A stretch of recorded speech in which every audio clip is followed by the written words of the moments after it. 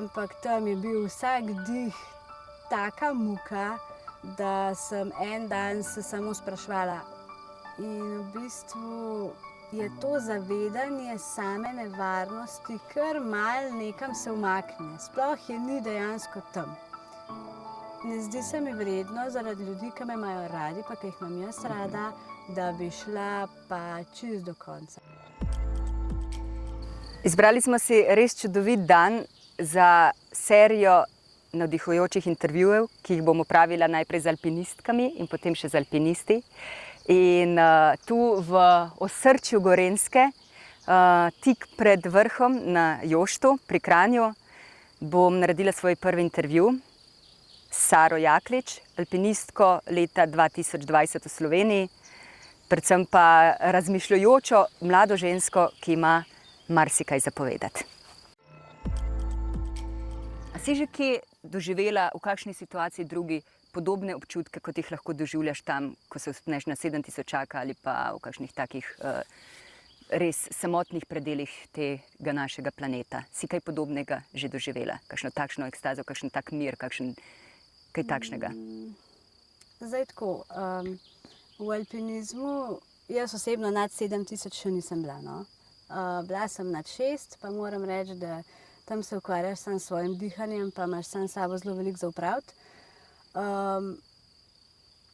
Zdaj, če se osredotočam na alpinizem, v bistvu podobno zadevo lahko doživim nekje na nižji višini, v bolj zahtevni smeri. Se pravi, tehnično bolj zahtevni smeri, kjer se moram zelo skoncentrirati na to, kaj trenutno zdajle počnem. Razen, če si mislila kaj čist drugega. Ne, si kar dobro povedala. Aha, ja, okej. ja, si kar dobro povedala. Skratka, tebi paše to, da odmisliš vse ostalo, da Tako. samo si tam nekje. S tisto situacijo tukaj in zdaj. Ja, kot neka meditacija, kot nek odklop od vsega ostalega. Tako. Ja. In zato si pripravljena in tvegati, oziroma Veliko tvegati, veliko ja. tvegati. Ja. Ja. Misliš, da je to tvoje poslanstvo? Misliš, se vidiš tam tudi čez 10, čez 20 let? Misliš, da lahko v eni točki to izklopiš in postaneš samo fizioterapeutka, kot tudi zdaj si za otroke, dojenčke? Bi ti bilo to dovolj? To je zelo težko vprašanje. Ker v resnici ne vem odgovora. A imaš željo? A imaš željo, da bi kdaj se to prekinilo, ali imaš željo, kličite me gore vedno k sebi? Čisto iskreno, res si želim, da ne bi šla stran od gora. Ampak nikoli ne veš, kaj se zgodi. Tako da res je treba biti iskren in reči, da v bistvu ne vem. Je pa definitivno to, kar sem in to, kar počnem, neko poslanstvo. In če govorimo o služba in to, da so me v bistvu gore toliko navdušile, tako da bi rekla, da sta obe stvari nekako poslanstvo, ki se je zgodilo, kakorkoli že. A ti lahko iz hribov, kjer doživljaš razne situacije in greš preko svojih meja, tako fizičnih kot tudi mentalnih, lahko te stvari preneseš v dolino? Se pravi, da ti je v dolini lažje početi nekatere stvari zaradi tega, kar preneseš iz hribov? Ja, to je ena izmed stvari, ki je pa res odlična pri tem. Zaradi česar, recimo, jaz, ki pridem z odprave domov, to vedno povem vsem, jaz sem toliko vesela, ker grem lahko v svojo posteljo. Pa se mi vsi pa smejijo, pa pravijo, pa zakaj sploh greš, boš pa jaz skozi rajši v postelji spala, da boš se izpostavila nevarnostim. Ampak mogoče ta vidik, da veliko bolj ceniš stvari, ki jih nimaš, ki se ti zdijo samoumevne, in tudi stvari, ki nekatere ljudi navdajajo z velikim stresom in se jim zdijo nepremostljive, so tebi tako, prav, Ja. pa dajmo to. Tako da to je ena stvar, ne da bi se zaradi tega ukvarjala z alpinizmom, to je vzročno-posledično, ampak to je ena stvar, ki sem hvaležna, da vključuje to, da se ukvarjam z alpinizmom, da mi je življenje tukaj v mestu, recimo temu tako, Enostavno. precej enostavno. Ja. Ja. Kje do zdaj si morala najbolj iti preko sebe? In ja, da si zdržala, da si nekaj dosegla, da si nekam prišla, da si nekaj doživela. Jaz bi rekla, da je bilo to na zadnji odpravi v Pakistanu 2 leti nazaj, ko je bilo res visok in v bistvu se mi zdi, jaz nisem imela prej še izkušnje s tako višino. Nekako sem se zelo skušala čim bolj pripraviti, že prej, 1 mesec, 2 meseca prej se pripravljaš na tako odpravo, a ne. Ampak tam je bil vsak dih taka muka, da sem en dan se samo spraševala, ali bi šla še naprej, ali je zdaj to dost, vrha si res želiš. Ampak pol v bistvu so stvari toliko zahtevne ratale, tudi tehnično zahtevne, ker s soplezalcem nisem pričakovala, da bodo toliko zahtevne, da je bilo zame enostavno, sem povedala, da jaz fizično ne zmorem več. Ne psihično toliko zelo, kot fizično, jaz nisem mogla niti cepina več dvigniti, kaj šele v led zabiti ali pa nekaj tako. Tako da takrat mogoče mi je bilo najtežje, ker si res, sploh ni bilo vprašanje, ali si midva vrh želiva ali ne, ker sva si ga želela, ampak preprosto fizično si toliko utrujen in se tega ne zavedaš, ker si prvič na taki višini, a ne. Takrat mogoče, no, bi rekla. Ker v neki skalnem plezanju ne smeš iti toliko čez sebe, ker si potem na meji preživetja. Tako da mogoče so te velike višine najboljši pokazatelj, po mojem mnenju seveda, a ne. Tiste meje, kdaj boš rekel, da ne greš več naprej. In če takrat ne bi rekla, da ne greš več naprej, misliš, da bi stopila čez rob? Ali se ti zdi, da bi lahko rekla, da greš še naprej? A veš, kako sama pri sebi veš, kje je tista skrajna meja, tukaj je pa ogroženo življenje, zares? To treba je vedeti, da takrat gor je situacija precej drugačna, a ne. Tam si 1 na 1, imaš ta velik cilj pred sabo in v bistvu je to zavedanje same nevarnosti kar malo nekam se umakne. Sploh je ni dejansko tam. Vsaj, ko zdaj za nazaj gledam, ne vem, to je pa zelo težko vprašanje, ne vem. Ponavadi je v taki situaciji najboljše se res posvetovati s soplezalcem, zato je meni izjemno pomembno, s kom plezam, da s soplezalcem imava tudi nek tak globlji odnos. Da malo veva, kako se on počuti, kako se jaz počutim in se znava temu prilagoditi. In zdaj, če bi en bil, ne vem, čist spočit, pa preko, ja, greva naprej, prav v redu, greva naprej, sam jaz sem res že utrujena, a ne. Ampak obema je bilo jasno, da zadeva je resna, da tudi on ne more več in pa je bila stvar jasna, no. Ne vem, jaz, da bi se prav tako, ne zdi se mi vredno zaradi ljudi, ki me imajo radi, pa ki jih imam jaz rada, da bi šla pa čist do konca, no, ker še vseeno je to hobi, a ne, da se razumemo. Mislim, pri meni je to hobi, zdaj na alpinizem gledamo različno, ampak meni je to nekaj, kar počnem izključno iz lastnega hotenja. In ta misel takrat pride pri tebi zraven? Tako. Da ne misliš samo nase in na to, da bi mogoče lahko dosegla nekaj, kar res še nihče ni, ampak da misliš tudi na druge. Kakšne posledice to nosi tudi za tvoje najbližje? Definitivno, ker smo zelo povezani in se mi zdijo ljudje v bistvu na prvem mestu, no, pred alpinizmom. Čeprav je alpinizem ena stvar, ki je v mojem življenju zelo pomembna in ne bi mogla zbirati med tem pa tem. To bi bilo nefer reči. Ampak definitivno imajo ljudje prednost v taki situaciji. Odprava, o kateri govoriš, je ta, kjer si ti pravzaprav izgubila svojega partnerja. To niti ni tako daleč nazaj, ne? Niti še 2 leti od tega ni. Tako, ja. Je bila to tvoja prva izguba? Ja, to je bila moja prva zares izguba, ja. 2 leti potem je čas že zabrisal, ne spomine, ampak vsaj rane. 2 leti potem je še vedno tako, kot je bilo. Mislim, ne, to ni čist res, no. Ampak zdaj, to je dolga zgodba oziroma to je težko reči, ampak vsak čas ima svoj čas in vsak človek se spopada na svoj način z izgubami. Nobena zgodba ni enaka, ampak definitivno moja še vedno ostaja. Sploh lahko na to pripraviš, recimo, ker glede na to, da si alpinist, se zavedaš, da je to ves čas okrog tebe, ne? Če ni okrog tebe, je okrog tvojega kolega, Marija Štremfelj ima sestro, Viki Grošelj ima brata, on ima sina in tako naprej. Vedno je to zelo blizu, kakorkoli, ali se zgodi ali ne, je potem vprašanje, ampak se lahko na kaj takšnega pripraviš, vedno preden greš ali ne?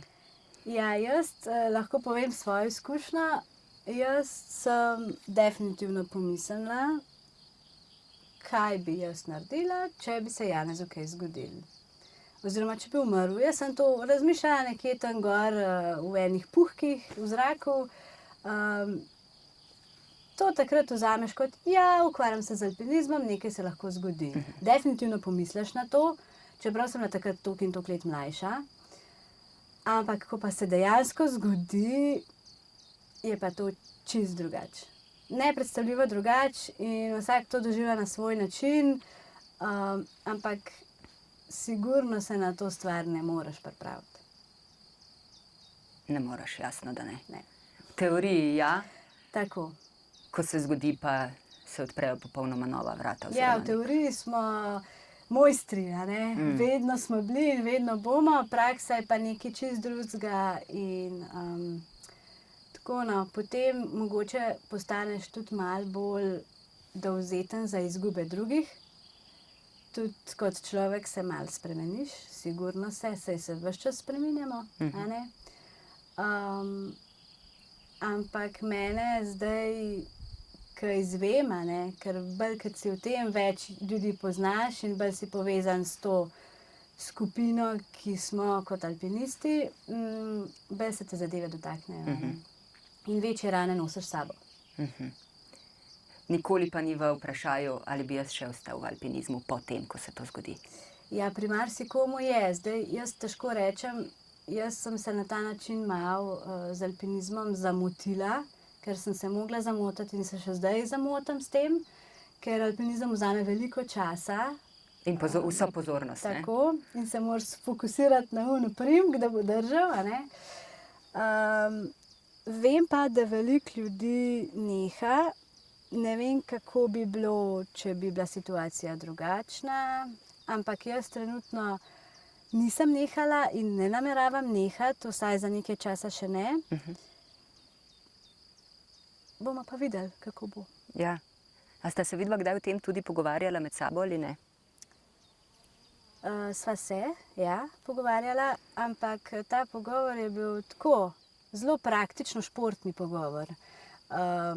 Tudi jaz, on je bil meni nepremagljiv, a ne, tako kot marsikdo od alpinistov, ki potem sam pogledaš, kako se je to lahko zgodilo, a ne. Ampak tako kot mnogi pravijo, no, gora ne zbira, a ne, ti si lahko 100% pripravljen, pa se tam en ledenik odpelje, pa ne moreš nič narediti, pa si lahko najboljši alpinist na svetu, tako da, ja, malo sva se dotaknila tega pogovora, ampak to je zelo tako. A veš, to je... Ja, kot črka na papirju, ne? Ni nekaj živega, črka na papirju. Ja. Vem, da je intimno vprašanje, ampak a lahko doživljaš to, kot to je bila njegova usoda? Ali lahko doživljaš to, da rečeš, ni bila napaka, ni bila krivda, ni bila nezgoda, takšna je bila njegova pot? A lahko tako doživljaš?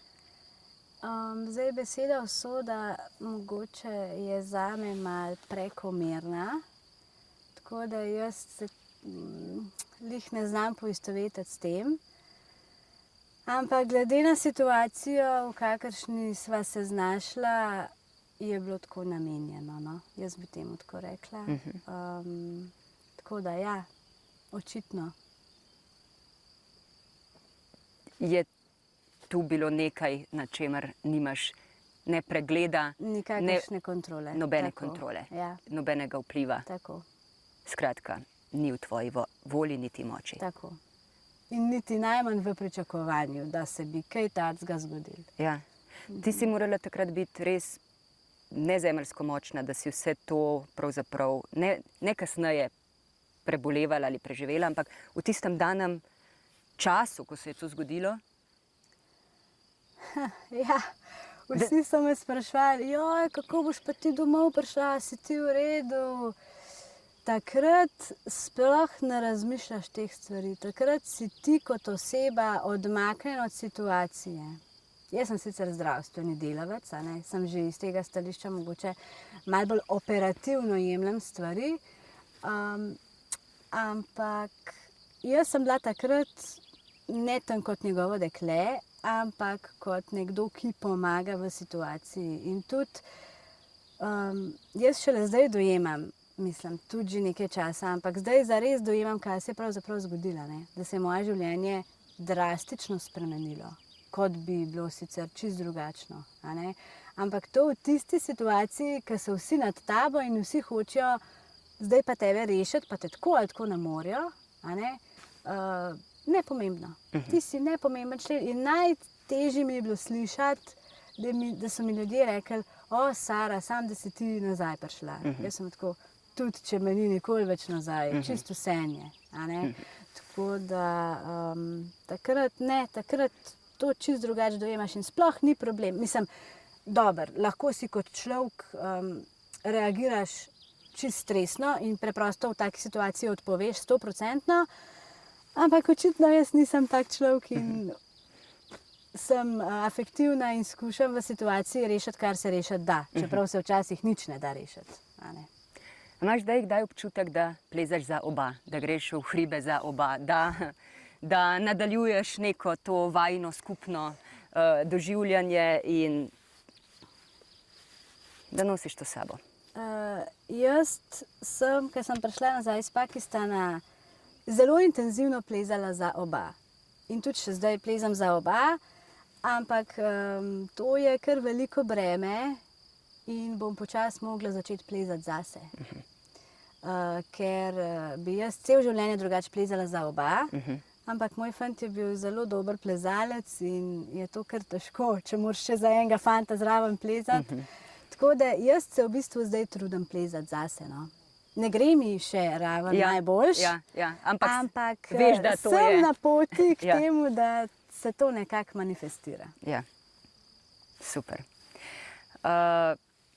Sara, kakšen je občutek stati pred kamero in na drugi strani stati pred visoko goro? Govorim o izkušnji, ki je še nimaš, se pravi prvič recimo imeti en resnejši intervju ali pa stati pred goro, kar je meni seveda neprimerljivo, ampak po občutku. Ja, to sta dva čisto različna občutka, pa hkrati dosti povezana mogoče. Vsekakor prvič, ko ponavadi dolgo časa traja, da prideš do te visoke gore, ker se je treba prej pripraviti, pa dolga pot te čaka. Tako da, ko jo prvič vidiš, si najprej rečeš, vsaj jaz recimo, to je pa res visok, kaj vse se še bo moglo zgoditi, da bom recimo osvojila hrib oziroma vrh. Pa vedno je prisotne malo nervoze, kaj vse se lahko zgodi, ampak čisto drugačne nervoze, kot recimo imeti intervju, ker je nervoza bolj mogoče hipna. Ta nervoza pred visoko goro je pa dalj časa trajajoča, pa če gre za neko daljšo obdobje, recimo odprava, ki zahteva že prej en mesec priprav, v bistvu ta nervoza že malo popusti, ker se toliko časa ukvarjaš s to stvarjo, da si preprosto moraš želeti ta hrib, drugače sploh brez veze, da se toliko daleč odpravljaš. A ti si kdaj razmišljala, kaj tebe vleče tja v tiste nenormalno visoke višine? Kaj tebe tja dejansko vleče? Ja, jaz to velikokrat razmišljam in skozi bolj razmišljam o tem. Jaz mislim, da je definitivno ena stvar je, se pravi, vzgoja, otroštvo. Jaz sem bila rojena v družino, ki smo se od vedno odpravljali v hribe. Radi smo imeli naravo, pri nas v sobotah nismo pospravljali, ampak smo šli v hribe. Oba starša se ukvarjata s tem, tako da mi je bilo v bistvu že položeno v zibelko, kar je tudi precej lažje potem. ne vem, rada imam naravo, brez narave ne morem in v bistvu pa ta samota. No. Jaz sem zelo veliko med ljudmi, tudi po poklicu sem nekaj, kar veliko počnem skupaj z ljudmi in mi paše biti malo sama. In zelo imam rada dejstvo, da sem lahko nekje, kjer je malo kdo lahko, da mi je dostopno nekaj takega, kjer sem lahko sam jaz, pa mogoče še 30 drugih ljudi na svetu. Aha. Ampak je to ta občutek kot več sem kot drugi, recimo, a je to ta občutek, jaz lahko, drugi ne morejo, ali je to ta občutek, hvala ti, kdorkoli že si, ki mi omogočaš, da lahko to doživim? Ali je oboje? Ja, če smo čisto iskreni sami pred sabo, jaz mislim, da je oboje. Vsi imamo malo tega vse, mogoče, kaj jaz lahko, ampak definitivno gre pa za to, da ti nekdo omogoči to, da si lahko tam. Se pravi, tisto drugo, oziroma prvo, ne, drugo. Drugo je bolj kot prvo. Ja, tako. Povej mi, a je tebi plezanje, razen to, da je užitek biti točno tam v tistem momentu, ali je tudi drugače to užitek? V lepoti gibov, v lepoti dotikov iz takšno naravo. Kaj je zate plezanje? Kaj je zate alpinizem? Ja, to je zelo težko vprašanje. Meni je všeč biti v naravi. Tudi zdravo je biti v naravi in če že imamo neke vse vrste odvisnosti, je ta odvisnost od alpinizma v bistvu še kar v redu na koncu koncev. Sploh zdaj, ko se svet seli pred ekrane takšne in drugačne. Če sem in ko sem poškodovana, kar se seveda vsakemu športniku tudi kdaj zgodi, vem, da pogrešam naravo. Tako da to je sigurno ena stvar, ki me v bistvu v alpinizmu navdušuje. Naravo imam res rada in tudi vidim veliko dela v tem in v bistvu, koliko je narava fajn sama po sebi, brez da za njo ne vem, koliko se trudimo, ne vem, koliko skrbimo, je in me vsakič posebej, če znaš biti pozoren na to, navdušuje sama s sabo, kakršna je. Tako da to je sigurno ena stvar, ki jo imam jaz zelo rada v alpinizmu, se pravi narava kot sama. Samota kot sama je tudi fajn. Pa tudi konec koncev, da narediš nekaj zdravega zase. Sej to je v osnovi, so te opisali na plezanje ali pa na atletiko ali pa na, ne vem, tenis, zato da je otrok migal, da je dal pol zvečer mira. Tako da tudi, kar se tega tiče, kot šport, je zdrav šport, če se ga pravilno lotiš. Tako, v bistvu vse tri vidike nekako ima. Ti imaš obe izkušnje, se pravi plezati z žensko, plezati z moškim. A je to zelo drugače? Kaj je lažje? Oziroma, kako bi to bistveno razliko povedala? V plezanju. Pustimo v pitju kave ali pa iti na pico, ampak prav v plezanju. Z žensko je tako, da sva čisto enakovredne. Razen, če je ona inštruktorica, ki ima že 10 let izkušenj, jaz pa sem čisti začetnik. Ampak v mojem primeru je vedno tako, da če ona ne zmore, moram jaz. In obratno. Nikoli ne računam samo na njo. Pri moških je pa tako, odvisen s kom plezaš. Zdaj jaz načeloma, ko plezam, vedno smo enakovredni in ni nekih dilem, ampak ko sem pa začela svojo alpinistično kariero, če bi temu tako rekla, je bilo pa tako, ok, če jaz ne bom, saj bojo pa fantje. Ampak zdaj se temu kar malo izogibam. Zdaj moram reči, da ni več tako, pa mogoče nekoč še vedno bo tako, ampak ne. Sigurno pa je malo tega prediha pri moških. Tudi, da oni mogoče mislijo, da oni bojo, če ona ne bo. Ja, pa saj to je po eni strani dober občutek, a ne? Ja, pa ne. Oboje, oboje rabiš. Če se preveč ne nasloniš na ta občutek, a ne? Tako, punce se pa včasih malo preveč naslonimo. Ja. Ampak ne, v redu je. Zato pa smo moški pa ženske. Ja, kaj pa recimo, seveda, to je tudi narava ustvarila, ne? Tako. Kaj pa recimo čustveno gledano, a je lažje biti v navezi z moškim, ker te popolnoma ne razume, tako kot te lahko ženska razume, ali je lažje žensko, ker ve, kaj pomeni pač čutiti oziroma doživljati stvari na ženski način in hormoni in vse ostalo? Ja, jaz raje plezam s puncami drugače, tako, zato ker, ja, mogoče se iz tega stališča malo bolj razumemo. Pa ne vem, težko je reči, no, pri moških si vedno tako, moraš delovati, da ti vse gre, pa oni te ne bojo vprašali, a si v redu, a rabiš kaj za piti, ker mi smo tako, kakor pač alpinistke, seveda boste to naredile, a ne. Tako da včasih paše, da te kdo malo vpraša, a si v redu, a kaj rabiš. Ja. Kar pri moških, sploh v moji alpinistični srenji, se zelo malkrat zgodi, ker tudi jaz verjetno dajem tak vtis, da jaz vse lahko. A ne, tako da, ampak sigurno paše biti ženska in jaz zdaj počasi odkrivam tudi ta vidik življenja, da moraš biti kdaj ženska. Ja, no saj to, kako lahko ohraniš v takšnih razmerah, oziroma kako pomembno je, da ohraniš to ženstvenost pri sebi, se pravi intuicijo, se pravi ciklus. Konec koncev, ne? Nismo vedno enako stabilne. Ne? Da ohraniš to, da uživaš mogoče ne samo v dosežku, ampak tudi na poti, kar je rekel Nejc Zaplotnik. Tako, ja. Recimo, kako pomembno se ti zdi to za duševno zdravje in tudi za fizično zdravje? Ja, verjetno je zelo pomembno, ampak jaz sem se kar nekako malo naučila to malo potlačiti te stvari. Se pravi, vključno z počutjem, ciklusom, vsemi takimi stvarmi, da to nekako ne vpliva na nek višji cilj, v smislu alpinistični cilj. Se mi zdi pa pomembno, to se bo verjetno tudi Marija Štremflova strinjala, ker imam vedno njo pred očmi, da takrat, ko se pa zrihtaš, se pa res zrihtaš. Se pravi, če greš nekam, kjer si mišljen, da si lep, da te ljudje opazijo zaradi dogodka samega, a ne, se pravi, da daš spoštovanje nekemu dogodku, se mi zdi pa lepo, da takrat pokažeš neko ženstvenost v tem smislu, pa če greš, ne vem, ven na kavo, pa je taka priložnost.